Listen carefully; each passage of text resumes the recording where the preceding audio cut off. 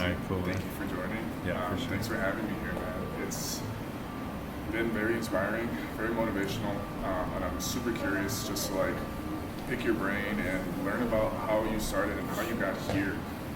I did a little bit of research, so I'm gonna go through some notes, and I feel like going back to where it started and like seeing how you kind of connect the dots to like when you first started way back in 2012. I think it'd be really cool for the viewers and for people who are interested in maybe starting something as well in the future, just to kind of see like how hard it is, or maybe like the different struggles and challenges you also face as a creator. So I'm gonna ask you a couple questions, but I'd love to get into just like how you started. For sure. The very first question: what is Wild Onion Villains? WOV, does that ring a bell? Yeah, definitely. You really did research. Yeah. No, thanks for having me, dude. Thanks for inviting me to this. This is really dope. Yeah. So I appreciate it. But damn, you just kind of threw. I haven't That one talked was about. way back. I went, like, Yeah, you all really the way did to do the roots. research. That's dope. Yeah. No, Wild Onion Villains was this really big thing, but I think you just you mentioned something that kind of just like sparks ideas to me, where like going back to like where it all started. But I remember, I guess like the first thing that came to mind right now was like how me and you met, and it's very much like that. How everything I've ever done is just like that. Just like walk into somewhere like Just where you walking wanna in, be. vibing with someone, like getting to know them a little bit, and then just having an open mind all the time to be like, whatever, like who's this dude, like who's this cat, like let me talk to him, like let's see what he's about, like let's listen to ideas. And then I think I don't know if like subconsciously or consciously I do that, where I'm like, even if I know about a subject, I'll let the other person talk about it, because it's like, like it's new to them maybe, or if it's not new, it's old information that they just want to share. You're just constantly trying to learn and And ask questions. even if I have knowledge about all of what they're talking about, which I don't. There's no topic that I have all the knowledge about, but I just like to listen to. Which is a great mentality to I think see, to have, because it's always like there's always room for improvement. And I feel like as a creator too, and as a businessman, it's if you're not like that, you're limiting yourself. Yeah, maybe, possibly, yeah. But yeah, a lot of the things that I've done kind of just start like that, just listening to someone else and their ideas, and then seeing if there's any similarities and differences in ideas, and then just building off of that. And going back to your question about Wild Onion Villains, I'm just kind of thrown off a little bit. Was that always the plan? So like when you first started that, did you just kind of have an idea where you're like, yo, I have access to a couple T-shirts, I have some homies that maybe do T-shirt design and printing, and you're like, can you start a brand, or how'd that start? A little bit of everything. I was at that time I was working at a bar / restaurant, and I was doing basically just busboy and bar back. And at slow times, I would just hang out in the back, with like the kitchen guys. And I always loved being in the kitchen, like not cooking necessarily, but like I love the energy of the kitchen and how it needs to work for like you to get your food on time and like not complain about it. It's always been so crazy. One of my favorite jobs is being a food runner, because it's like this mad system behind the scenes, behind the doors, that needs to function in a certain way for you literally to get your food at the same time as your guests, or like whoever you're with. It's just so wild to me. But as a customer, you don't really think about that. You don't, specifics. So it's like sometimes, I don't know, you get your food and it's like a little not warm enough or too cold or whatever it is. It's just like, it's not a big deal, and like no one in the kitchen's gonna be offended. They're just gonna heat it back up, or or not, and send it back out, and then you'll be fine. But anyways, I used to hang out in the kitchen, and there was this guy in the kitchen. His name's Adam Smith, and he had just moved from Georgia to Chicago and lived in the building where like this restaurant was. So I would just like see him in the back sometimes, like working on his motorcycle, and then out of nowhere he started working in the kitchen. So we started like kind of talking, going back and forth, and he was telling me that he had a background in screen printing. So we just kind of get the ball rolling there. And at the time, I had my homie Mingo had a clothing brand, or had this idea of starting a clothing brand called Born and Hated. And so I was like, yo, I'm learning about screen printing. Like, let's link up. Let's talk about this.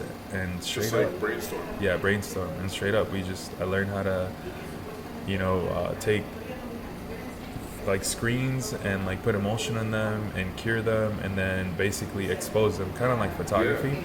And then we didn't have a dryer or any other equipment, so we were literally like, you hold the screen down and I'll pull the squeegee and don't move, you know. And to cure it, we would literally put it in my oven. I used to live in this little studio apartment in Logan Square. So it was just like we just set it in the oven, like literally putting a t-shirt in the oven for it to cure and cook and bake. And that was just, you just did like random designs at that point? Yeah, it was just me and Mingo just thinking of this clothing brand called Born and Hated. But I mean, he's a creative person, I'm a creative person, and when you put two creative people together, they're bound to just bump heads, you know? Like, a lot of cool stuff will come out of it, but most of the time, you just bump heads. Creative differences. Yeah, creative differences and things like that. I really had this idea, I think, if I remember correctly, of like taking the and sign and making it like the logo of the brand, you know, or like where it would land, and just Mingo didn't really fuck with it. So I was just like, you were ready to start like your own thing. Yeah, I had ideas, you know, and he had ideas too. And it just didn't work out. So I think, you know, losing interest in something like that, you slowly make yourself busier with other things. Not necessarily like leave it, but you just can't make this meeting now and can't meet up or whatever comes up. And that's kind of just how it started. And eventually, I don't even think it was like a spoken thing. We just like went our own ways. He started pushing out stuff with Born and Hated, and I thought it was dope. And right around the same time, I just like was left with this like need to create and like produce like that in that sense. So I just would like stay up at night just trying to think of ideas. I found my little sketchbook the other day where I like just wrote ideas of what. Just like brainstorm, jot down at like jot down, you know. I think there was like multiple different names that the clothing brand at that time could have been before WOV. Before WOV, and none of them really hit. And then I think one day I was out with my homie Oscar, who does Birria Tacos now. Yeah. I was out with him, you know, we were just young, like we were just riding around bicycles around the city and hit up bars. I think maybe had turned 21 at that time. And I remember just like coming back to my studio in Logan Square, you know, just like one open room, and I think he was like sleeping on the bed or something, and like so I was just like sitting on the couch till like 5, 6 in the morning, like just like looking stuff up online, like what did Chicago mean, like where that name derived from, things like that. And I was just like writing all these ideas down, probably out drinking the night before. And I remember going to bed that morning like super excited. Probably fell asleep around 5 or 6, you know, and woke up full of ideas, man. I remember that so vividly. Like I woke up at like probably 9 a.m., 10 a.m. Like, yo, get up! Like, yo, I just came up with this crazy idea last night. MCD, right? Yeah, it was MCD, and it was supposed to be like that was like one of the, you know. That was the first idea where you're like, all right. No, it wasn't the first idea necessarily. It was definitely an idea for the name of the brand, but it was supposed to be also a dig.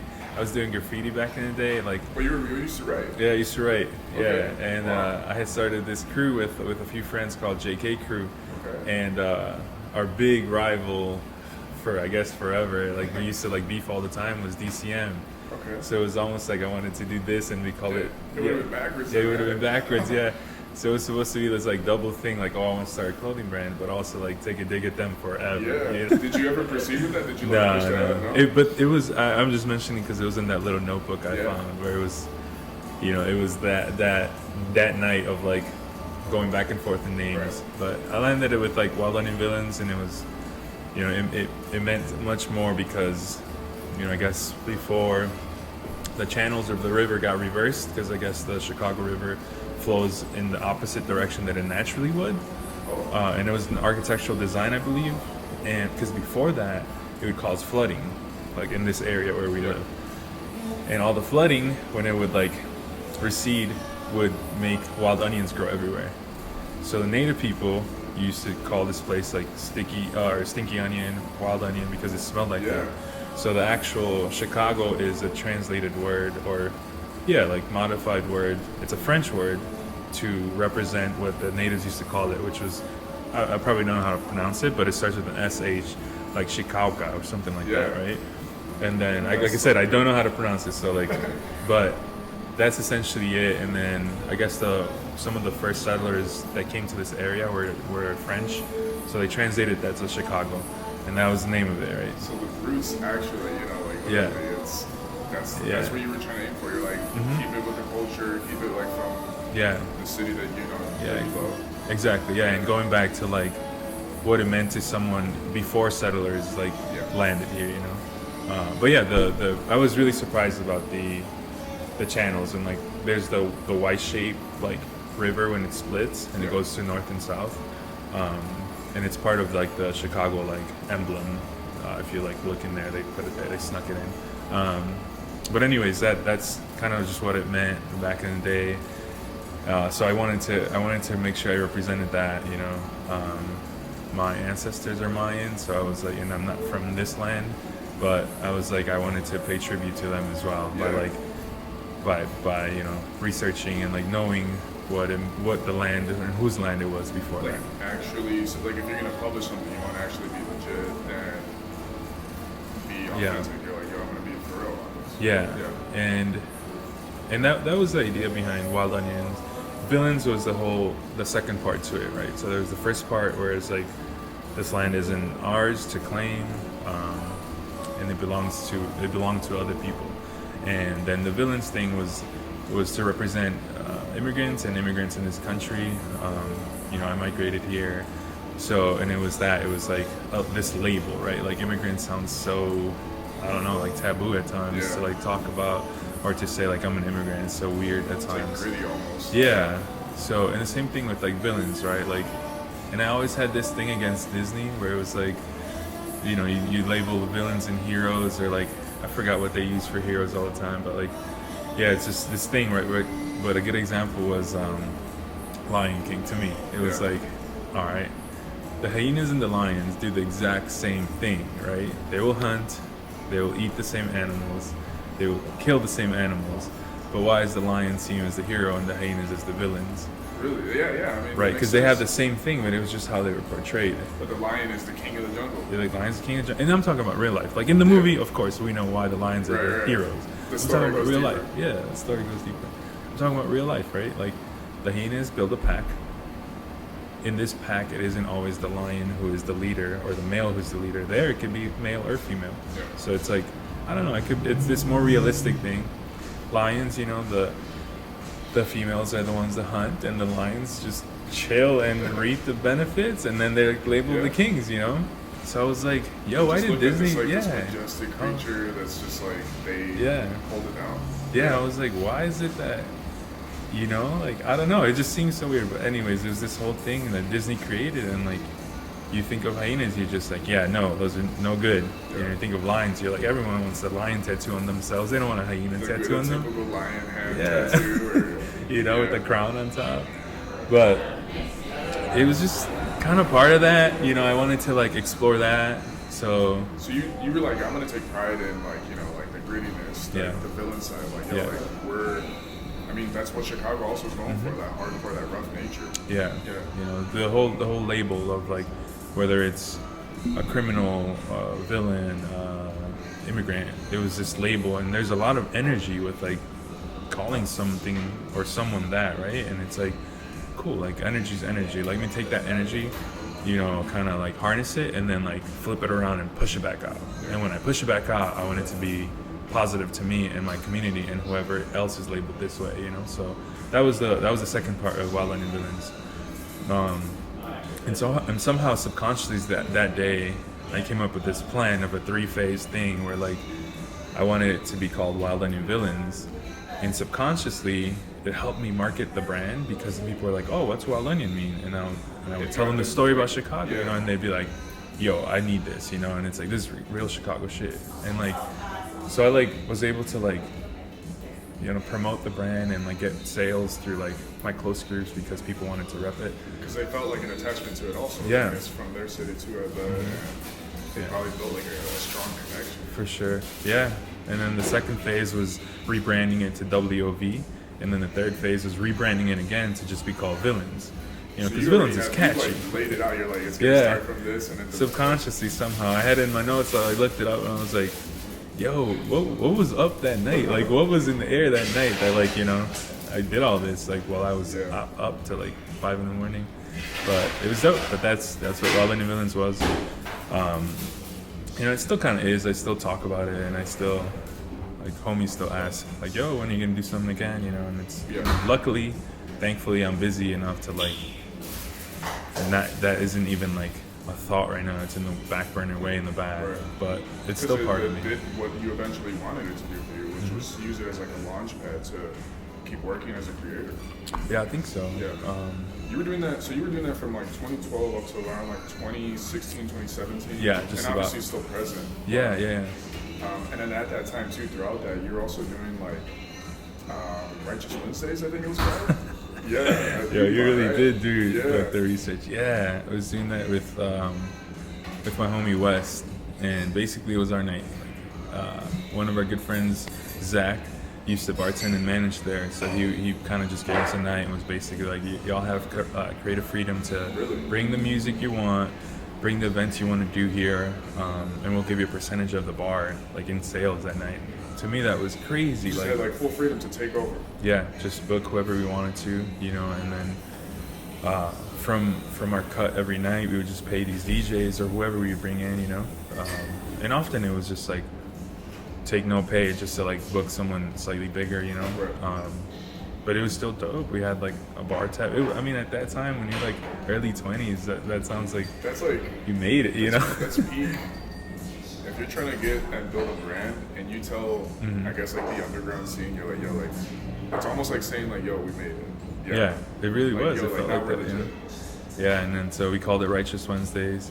It was a name that me and my homie Wes came up with, and my favorite part was just creating a flyer every week, you know? Yeah, like making it a big event. Yeah, like, just literally printing out little flyers. I think Beauty Bar we would send them the design and they would print it. So I would love going through like old like design, you know, like punk band covers like from back in the day, and just like switching things out for it to say, you know, Righteous Wednesdays, dates and DJ names, and for it to say Beauty Bar and things like that. Who's the special guest? Yeah. So you start Wild on the Villains. You're doing Righteous Wednesdays. You're like slowly building the following. I'm pretty sure you have like all these ideas where you're like, all right, we're building the following. We have our spot already. Like things are looking good. We have a good trajectory. And then around 2016, end of 2016, end of 2017, you start doing like plant giveaways. I think you had like a booth at Wanderlust. Yeah, you had a booth, and you were like, what was the inspiration behind that? Why'd you get into like? Because I think you were making like terrariums, right? Yeah, I was doing terrariums. Well, so at some point, like if we backtrack a little bit, my homie, like really good friend and business partner Juan, approached me one day. Like I had, you know, already Villains. Like I had done a few drops, I had done a few pop-ups and releases and things like that. And he one day just approached me and was just like, yo, like I see you doing your thing. It's working. He's like, I you know, appreciate what you're doing. And he would like wear the brand too. He would buy a lot of it. Yeah. It was basically like, yo, look, I'm on my shit. Like I'm hustling. Like I'm doing this. I'm working here. I'm doing side jobs. Just kind of saving up money. He's like, but my money's just kind of sitting around. He's like, I would love to like help you out some way. He's like, so you got this bread. Let's do something with it. You have control to do it. Yeah. Invest. Yeah, basically. Yeah. And he's like, I know that, you know, this isn't gonna like pay off right away.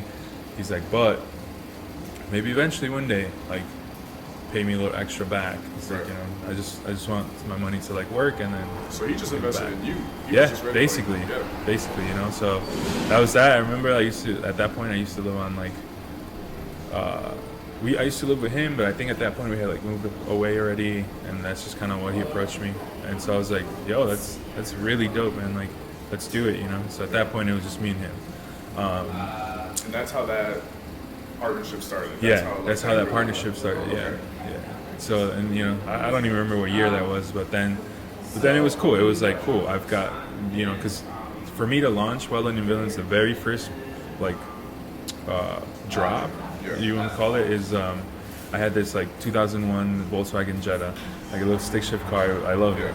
But I sold it just to like fund the whole project, you know. You were like, oh, so you got rid of it? I sold it. I sold it. No vehicle at this time. Started riding bicycles, fixed gear bikes, and that was a whole other thing that like led to a following for the brand. At first, a lot of people thought it was like a fixed gear clothing brand actually, you know. And I used to organize little rides and like have people meet up and like we'll just go riding around the This is city. before what we have now, like the run Yeah. clubs. This is like Oh, fixie that's cruise, funny. Yeah, fixie cruise. And we'd like, I think I saved up to buy like a Chromebook bag that was like the like insulated or not insulated. It had a like tarp inside, so like it wouldn't leak water. Just load up a 30 case of PBR with ice, and I just would be the one carrying it. We like And then all the homies would come through. all the homies or just people pull up, like, yeah. Because I know back then fixies was like Yeah. was everybody. If you Right. had a fixie, or you would tell your homies like, "Yo, let's go ride Lakeshore." exactly. Yeah. Yeah, we would meet at the Eagle in Logan Square and ride, you know, past Evanston shit, for a while sometimes. Yeah, we would go quite, you know, we'd go everywhere and then just crack beers and hang out.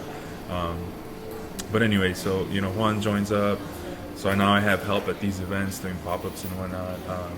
The team's already started to like. Yeah, it's build. you know exactly. Yeah, and you know, got Righteous Wednesdays, and then at some point I started working with my homie Adam Smith, going back to like Yeah. the homie that used to work in the kitchen at Pitchfork. The one that Barry introduced you just to like To get screen started printing, on yeah. your idea, yeah. So somewhere along the lines in parallel, he had started his own screen printing company called Lucky Prints. Okay. And you know, he had stopped working at the bar. I kept on working at the bar.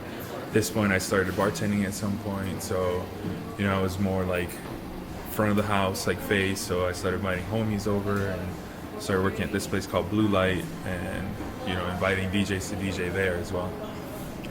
And then somehow he had started Lucky Prince, and he had done a bunch of stuff. You know, Yeah. like grew a lot in a small time. So you guys are both already like Yeah. doing your own thing, but like still leveling up. Exactly, yeah. So at some point he like outgrew the space he was at. He used to be on Irving Park and Damon, and moved to this much bigger space. And at times he would take on these huge projects that didn't, and his staff was, you know, pretty minimal. So he'd be like, "Yo, do you know anyone that can help me like catch and fold shirts this and this and this day?" You just needed a worker. Yeah, and I'd be like, "Oh yeah, my homie will come through and help you," you know. And then one time it was just like, "Actually, you know what? I'll come through and help you. Like I got time." And that's how it started. I think I was there for like a full week, just like catching t-shirts off when it was coming off the dryer, folding them, counting, you know, stacks of 12, bagging them, whatever Just it was, helping. just helping. Being in the shop. Yeah, and then at some point, I think, I don't even remember correctly, he was like, "Yo, actually, would you want to like a permanent job here? Like, would you want to work here?" Really? And at this time, I was just working at night at the bars and stuff. And You were still bartending at yeah, started bartending, doing like, you know, busboy, bar back, and I was like, "Yo, that sounds dope." You know, like working at a screen printing shop when Yeah. I'm trying to do my clothing brand. That sounded like It's like a no-brainer. It's like, No-brainer, dude, right, you that's know? the world I want to be in. yeah, exactly. We printed our shirts through them anyways already, you know. So it was like, I would love to be hands-on.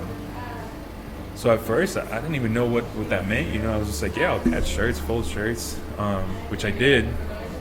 But then a good friend of mine that works there, I met him there, Brigham. He was managing and building out this small team with them as well. And I don't know if it was his suggestion or Adam's, I can't remember exactly, but they were like, "Yo, we should pull him from that and put him like front of the house." Yeah. Like, you know, doing some light graphic design work, eventually like handling accounts and managing, not accounts, but like, you know, customers or whatnot. Yeah, they're like, well, he's ready for promotion. Yeah, exactly. Yeah. So they like moved me up to work that with them. So now I was like sitting at a computer, like literally doing design work, learning how to do Illustrator and Photoshop, because of both of them, they would teach me a lot of things, you know. And So it's exactly what you wanted. dude, That's it was more than I wanted. needed that, yeah. So I learned a bunch of Illustrator hacks and you know, like tips and tricks and whatnot really quickly, because both of them were self-taught as well. None of them went to school for this. So I they, feel they like taught you all like the real stuff, Yeah. you know? Like, don't get me wrong, like you learn a bunch of things from school, Right, yeah. but like, I But the feel like, actual like you don't need to know sometimes just like so he picks me up and like we swing around. He picks me up through the back and we like swing around the street and like we both at the same time look over and the space says for lease. And there had been like the paleteros like Yeah. basically hub for a minute.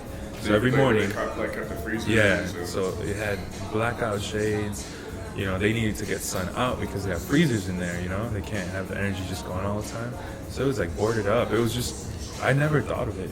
I never thought of the space as anything other than just like, that's just a corner. just what it was because Yeah. it wasn't in the view. It was in the view. And like almost like overnight, it was cleared out, and it passed by. And like at the same time, we look over and it says for lease, and I just like looked at him. You guys look at each other. Yeah, he was just like, "Yo, should I call the landlord tomorrow to see like what's up?"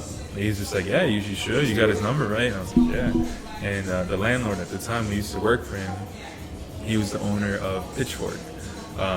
So like, Oh, so knew that him, was yeah. already a perfect Yeah, connection. yeah. I had built a relationship with him. I used to work. He used to do like Sangria Fest, like at Street Fest, and it was always hard work. One, it was like no one really like knew how to deal with him, with the owner himself, and it was just hard work all the time. You know, you're in a little rental truck, box truck, like making sangria like on the go, like quick as hell. You had to manage that you don't overmake any, but you don't want to fall short either, you know. And then it's the middle of summer, and you're dealing with syrups and wine and sugar. Yeah. So there's bees all around you in the truck. You just like have to ignore and keep working. It just sucked. It really did suck, and it was long days. You'd have to. I mean, a fest goes all day, you know, but setup, whoever's working the fest is even longer. Yeah, super tedious. Man, so you get there, start the day sometimes at 8, sometimes earlier. You're not getting home till like midnight, you know, after you clean up everything and get ready for the next day. But anyways, I had figured out like, yo, it's all good. Like, this is good pay.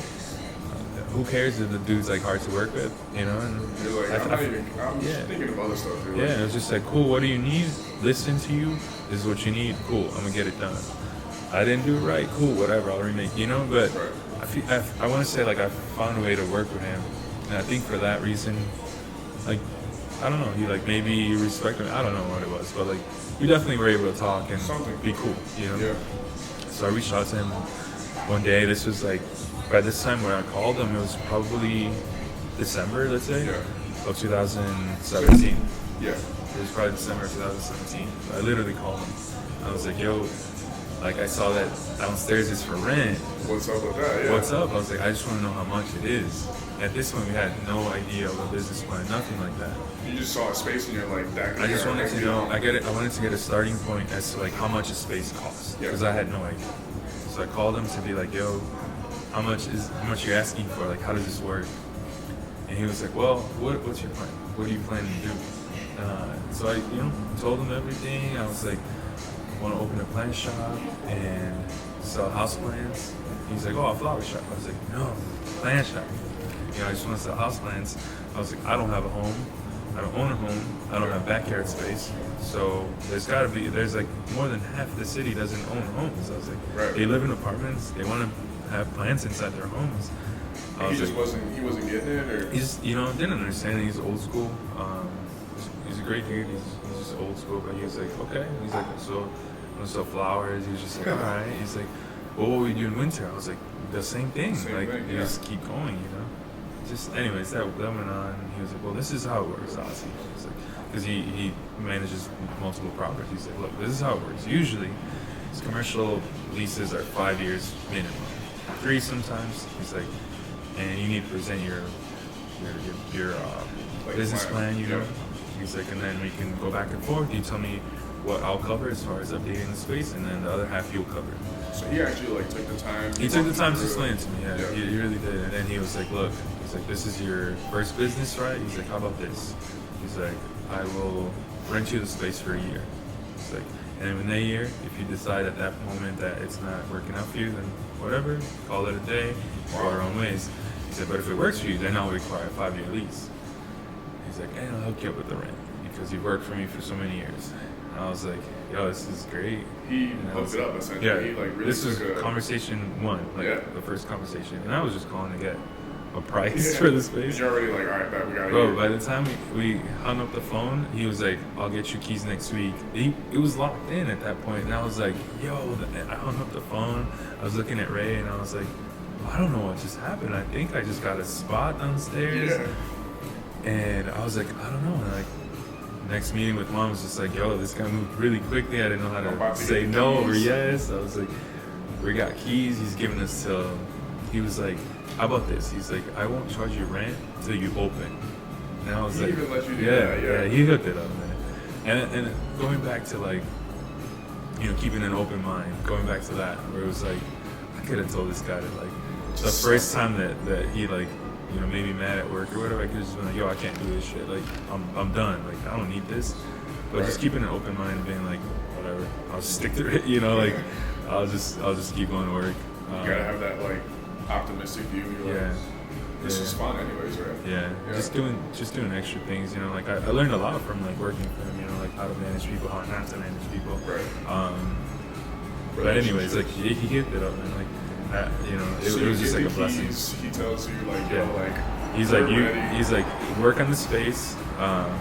You don't owe me rent till you do your first transaction. He's like, but as soon as you open doors, say anything, you have things for sale, you owe me rent. That's when you owe rent. I was like, all right, cool. You're like, all right, bet, like. So me and Juan are like, all right, yo, like, when is our opening day? This is like. So Juan's ready. He's like all in now. He's all in now. I don't even know if he was. He just, I think he just wanted, yeah. And I was like, how about let's pick a date? I was like, March 1st, or maybe we came up with it together. So we just said March 1st will open 2018. We ended up looking at the calendar after we had decided it was a Thursday. It was just like a weird thing to do, like open on a Thursday. Why not a Monday? Why not a Friday? Why not a Saturday? But we're like, oh, whatever. It just seems like a right stamp, you know? Was it called Plant Shop Chicago at this time? Or? No, it had a few name ideas, yeah. I remember seeing too, like when I tell you I was digging, I think I seen you at one point post a story of some pictures, and you correct me if I'm wrong, but I saw like this, like, I could almost see you thinking out loud, and you're like, the same thing you were doing with WOV, you were probably doing with Plant Shop Chicago. You're like, let's build another entity on Instagram. And I think you called it, what was it, Pale Roots? Yo, how?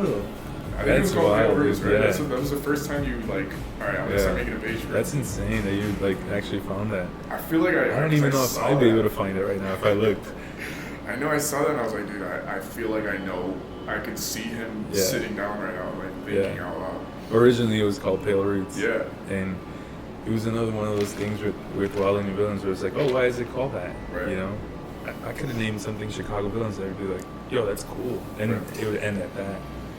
And it was like, it was called Pale Roots, and people were like, oh, why Pale Roots? I was like, well, when you unpot a plant and it's got pale roots, it's healthy roots. Yeah. But it was just like this thing to explain again, just you know? Just a deep story to it. Yeah, just like double meaning things, and I don't know, I've always kind of wanted to do stuff like that, I guess. Yeah. I don't even know if it's like I want to, I think it just comes naturally. It's just like, It's like, I will tell you this, but it actually means that, you know? Like, there's like that layer of mystery. It's like, dude, trust me, you're gonna love it because it means something.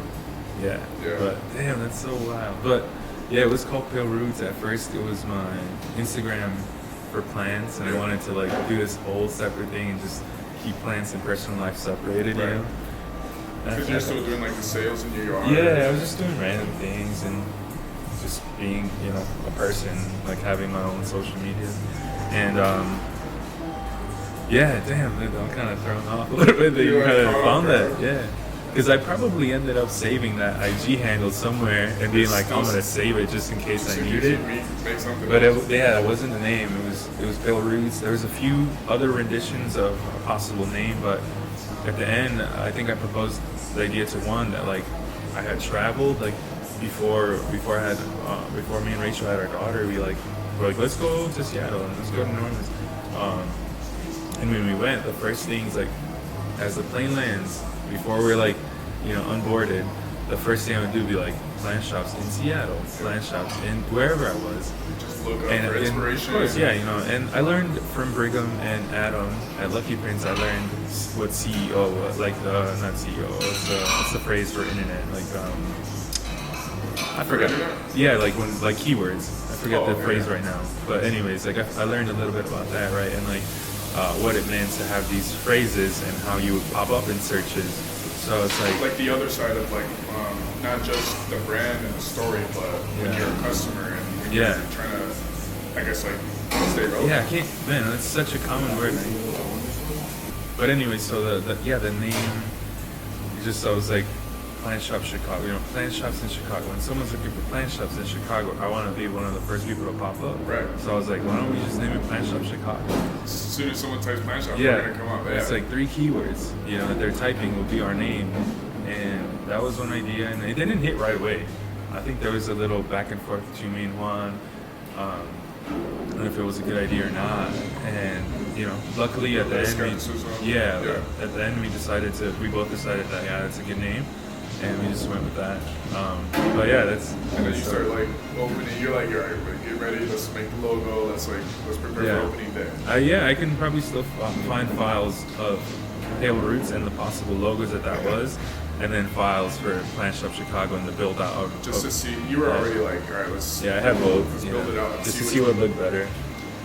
At that point, we had both learned a little bit about branding and what it meant, to build a strong brand. And I'm not saying that we are, but like, it was definitely in the back of our heads, to like kind of keep that in mind. So there was a lot of those questions being asked in my own head of like, cool, and what's going to be our colors, like what's going to be our 5 colors that represent the brand. And you're like, because you already have all the experience of working from someone who succeeded, someone who knows what not to do. Plus you started like your first project, which was like your baby. That's like where you learned everything, all the good things and the bad. And now this one, it's like, now we can kind of evolve. We can kind of do something a little bit better this time. And it was, and it really was that. I feel like when we called it Plant Shop Chicago, came up with their logo, came up with their colors, it was like, it wasn't a starting brand. It didn't feel like we were starting from scratch. Yeah. But it wasn't because someone necessarily just like gave us all the tools to get there. It was literally just from all of my experiences I've ever had, like literally everything, Like, it was just like, in every job I've ever had, I learned something that mattered at that moment to create this. And that's kind of how it came about. That's awesome. So, like I mentioned, that conversation with the landlord at the time was December, and it was about to be New Year's. New Year's hit. I think like sometime like in the first week of January, we got the keys, and we were in this space, and we're just like in this huge storefront. At the time, it looked huge. It was just the two of us in there, nothing else, like no plants, nothing, no furniture. And we're just kind of like, yo, what do we do? How do we? I was just like, at what point do we put, simple questions, like at what point do we put paper on the wall, on the windows, so we can start building out the space? And then I was just like, why do people do that? Like questions like that, just I've never encountered before. I've never met anyone that like opened a shop, a retail shop. So we put paper on the windows just because we thought that was the thing to do. That's what businesses do, And I was like, I'm not sure if it's just to build like momentum or like, like this wonder. This wonder in people's mind as to like what it will be. Later on I'll find out it's because people are doing projects inside that they probably shouldn't be, or that's part of it, prevent people from just breaking in and taking things like tools, stuff like that, But we just started kind of working at it, and like I remember the hardest part was like trying to find that layout of like how the shop would flow, like how when someone walked in, what is this that they would first see, what it is, how it would be for them to like walk through the aisles. So this is like the first time you're thinking of a floor plan, like a design. Exactly. Layout, Luckily, a whole new territory. A little bit of a new. Like I said, when everything that I had done in the past, like I said, everything I had done up to this point was just like little learning moments for me to like, everything I know and all the experiences, good and bad, have come to this moment for me to do this, Perfect alignment. It felt like almost like I don't know, like a movie-ish in a way. It was just like this is exactly what was supposed to happen. Like in the movies where like someone's like about to make that like winning touchdown or like score that last goal or whatever. It kind of felt like that. It was just like everything that I've learned has come to this. So in high school, originally I wanted to be an architect. So in high school at Lane Tech, I did architectural drafting classes. Very creative mind. I guess from the get, and I had done these classes, and that was my major in high school because it was a college prep school. Yeah. And so I had to learn AutoCAD and like I forgot what Google program was called then at the time, where like, you had to like build these interiors and exteriors of homes and create floor plans to scale, but like miniature version. So this was this was years before, like, you know what I mean? Like I had never applied that knowledge ever again in my life past that, and I was like, dope, I know how to do this. You took the class for this is what I took that class for, And I hopped on like a free program. I don't even know which one. Measured out the room, created, you know, icons and or whatever they're called to like move around in the shop. I made to the right proportions a person and how they would move, and like if two people could cross in one path. Using the knowledge you learned from way before. Yeah, from high school, dude. Like, it was a program that I really loved when I was in high school. I remember like being like pretty good at it and being good at architectural drafting class to the point where like I was not great at English and writing papers. So I would trade work with students, be like, yo, like write my paper, I'll make your drawings, like I'll like model this home for you or whatever. Small transactions. Dude, yeah. And I remember to the point where like I almost failed my architectural classing or my architectural drafting class at the end before graduating because I had slacked off and like been interested in other things, graffiti for one, photography, things like that. But I started focusing so much on interior design versus what the actual base of the class was, which was just architectural drafting. So I remember one time getting a paper back, it was like an F, and the teacher wrote like, if this was an interior design class though, this would be an A+. And I was like, oh, like it's not that I don't want to do it, I'm just focusing my energy on something else. There's already like so many different paths you're taking. Man, so anyways, that's how we ended up figuring out the floor plan of the shop, and luckily had like this gentleman, this older like friend of Rachel's, be like, hey, I can build you these tables, so like just buy me the material. So we had the measurements for those tables and we're able to build them and come up with this floor plan that's been there since day one now. Like I've thought about like reorganizing, changing the shop, but I'm like, man, that seems like this is how it started, like why not keep it. But anyways, we're like leading up to March 1st, and there was this event put on by, I'm pretty sure it was put on by a friend of mine that when I used to photograph parties, like back in the day, he used to throw parties. So he would have like organized DJs, set up DJs, find locations, and then I would go and photograph these parties. His name's Fernando Nieto, who now actually does Michelada Fest. He does all these massive fests, still doing it, So I remember he had something called Dia de la Concha. It was just this little event in Pilsen, at Talia Hall, I believe. Not little event, it was pretty big. It ended up being this huge event. And Juan and I were like, awesome, that'll be like our marketing launch point, like let's print flyers that have a coupon code in the back, announcing the opening of Plant Shop Chicago. I think this event was in February, or maybe even January. And we had an address, I think we came up with a phone number, Instagram. So, and we built terrariums that day, and like that's what we were selling that day, and we were like really pushing ourselves and branding ourselves for people to come. And people did, and man, surprisingly from that event, like handing out flyers, like these little postcard flyers, people brought them in, for like whatever time the flyer was or the coupon was active, and like people cashed them in, and I don't know. Yeah. So leading up the night before, I actually had a meeting with, not the night before, I had a meeting with Tony from Adams and Son, just to be like, yo, I was like, can I buy a beer? So we went to Pitchfork to hang out, and I was like, I want to bring something up. Like, I've been at your shop all this time hanging out, and I was like, I don't want you to think that I was just there like scheming and scoping. Like, I really wasn't.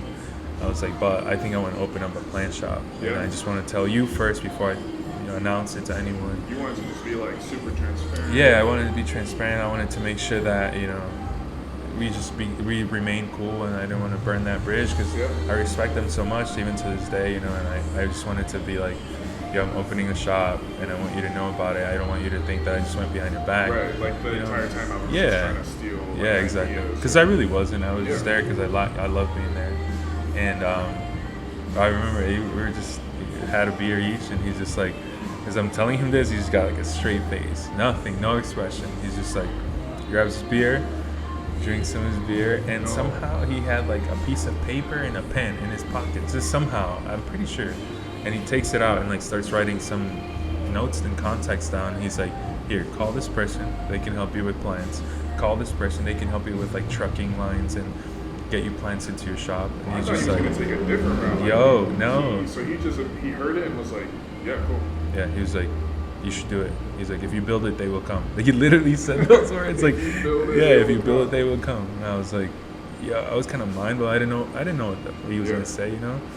And he was just like, do it, man. That's awesome. He's like, he was just like, look, I love being a plant shop owner. I love being a small business owner. He's like, I get to see my fam, this and that, you know. So I don't know. It was just, I don't know, like almost like a blessing, bro. Like he snapped. And I used his contacts for like the first year of plant shop. You know, he really did set me up for like success. And I used his contacts to like me and Juan were able to like plan a trip to Florida, because that's where most plants come from, and meet growers and meet new growers that we didn't have contacts from, and grow, you know. And that's just kind of how we did it. But I reached out to these contacts he gave me, and they're just all old school, you know, like just an old school way of working. There, I don't even think there was like necessarily email transactions. Some of them were like fax us your order. We're like, we don't have fax. Like, we don't even got a phone. We're using Google Voice, you know. Just like, super old school, super like very old school stuff. And so 2 days before March 1st, we're just like no plants in the shop. We have a few little plants here and there, but something happened with our order and the truck lines, and it got delayed. So we're literally 2 days before March 1st. There's no plants in there. before grand opening. Right before grand opening. We're just waiting on this truck to show up with plants. Already did all the marketing. Yeah, already did everything, you know. So I had just told Juan, I was like, we're just gonna open March 1st, man. Regardless of what, we just have to open. Like, we told everyone we're opening. And luckily the plants showed up, so we were up the night before till like 2 in the morning, just like Getting ready. pricing everything, you know, getting the plants out, like working our POS system. It was the first time we were ever gonna do that. You know, me and Juan had never worked at a plant shop before, or a floor, or anywhere like that. So yeah, that was night before. We had like good people around us. We had our homie Oscar, who we've known forever through like graffiti, who was working on becoming a mechanic at that time. He pulled up to like help out. You know, his girlfriend at the time, or his girlfriend now, is like pulled up too to help us. My homie Ramiro, like my cousin Jeff, like there's just people there, like, yo, what do you need? You know, like, what do you need us to do? We're just like, yo, just put plants out, like put them out, you know. It's a really good support system. Yeah, definitely. So yeah, March 1st rolled around, and you know, 11 a.m. hit. That's when we were gonna open. 11 a.m. hit. Just me and Juan in the shop, and opened doors. And there was one customer there, because we have been promoting a variegated Monstera for a minute, and she was the first person. She walked in. I think she bought two. Yeah, she bought two of those plants. That was her first transaction. A few other transactions later, and then here comes Tony from Adams and Son, like as a customer, just to visit. It was just like mad support, you know. Like, he had his own shop to run that day. He had to be at work that day, but like still came through. And that was just like, yo, like, this is dope, you know. Like, I want this unspoken like blessing. He's like, like, go ahead, do this. Yeah, definitely. Yeah, exactly. Just this blessing of like, I will come and support and buy plants from you, you know. And it was nothing crazy. It's not like any plant he bought there he could have gotten somewhere from a grower, you know, at wholesale. But he just pulled up, and I don't know, it felt good. Like, I think that moment specifically, seeing homies come through that day, just felt like it just like built this thing of like, I want to do this. I want more of this, you know, like, this is dope. I'm going to close shop today, and I've worked for myself a full day, and didn't even have to worry about clocking in or clocking out, because it didn't matter, you know. You're just ready. You're just like, dude, I'm going to be here. Yeah, and it's like it's a surreal, like, I don't really have words for that feeling of like, I don't know, just opening doors and like having transactions. Like, that's, I don't know, it's just it's like something you put so much work into where it's working. Yeah. You're like, you just put everything was And people just saying, you know, like, yo, this is awesome, I'm proud of you, like things like that. And it's like, looking back at photos of that day one, I was like, damn, this shop looked like shit. Like, there was nothing anywhere, you know. It was just you like, can easily tell from the outside, it's like, dude, just too new. Yeah, too new. The walls are, you know, bare and clean, and no scuff marks or water stains from plants being up on walls. But yeah, just. And so at this time, this was 2018, right? This is 2018, March 1st, 2018. 2018. And then like launch goes smooth. Ever since, like, you know, after that, it's just, you're there all the time. Yeah. Slowly building. Yeah. fast forward a little bit, I think up to like 2020 or 2021. Obviously now you're at this point, you're doing it for a couple of years, 3 years. You end up opening Plant Shop Evanston. Is that a partnership? It was another partnership with Backlot Coffee, and Backlot Coffee originally is from Evanston. They had opened a location in Old Irving Park, and somehow built a relationship there with them, where I think one time we like gifted them a plant just because we used to go get coffee there all the time. And from that one little gift, you know, as a plant to them, it just built this relationship, you know. And Isaac, one of the owners, would stop by at Plant Shop Chicago often, bring us coffee. It just started building this relationship, you know. And I think he toyed at the idea one day of being like, how cool would it be if we opened up Plant Shop coffee shop, like Convo thing, you know. And at the time another spot did it, so we're just like, dang, someone took our idea, you know. Not that it was an original idea, everyone's ideal plan is to do that, but so is that when that like a little idea started growing? That was 2020. Maybe coffee like right before like 2019, 2020, that idea kind of started brewing up, and you know, just talking to him, building this relationship with him. And at the same time, there was another idea with another group kind of just floating around, and that was with what is now Cubo, with Lucy of Flores Camposanto. So it was Lucy of Flores Camposanto, Madre Masa, they're Mexican, like Jewish, like the bakers, and at the time they were like really killing it. They probably still are. I haven't really followed up, but yeah, they were basically, you know, just offering these pastries and baked goods and like shipping them nationwide and doing deliveries and local pickups. And our homie Jorge too, he wanted to do like a program there too that dealt with like cocktails. So we had been meeting, this was before the pandemic, to build this space, and then they had invited us to be this fourth business in this collective. And so Juan and I were like, man, like we're busy at the shop. It's, you know, like it's our second year in, and we were doing really well. And we had staff, but you know, we're still spread pretty thin, doing events, plant swaps, things like that. And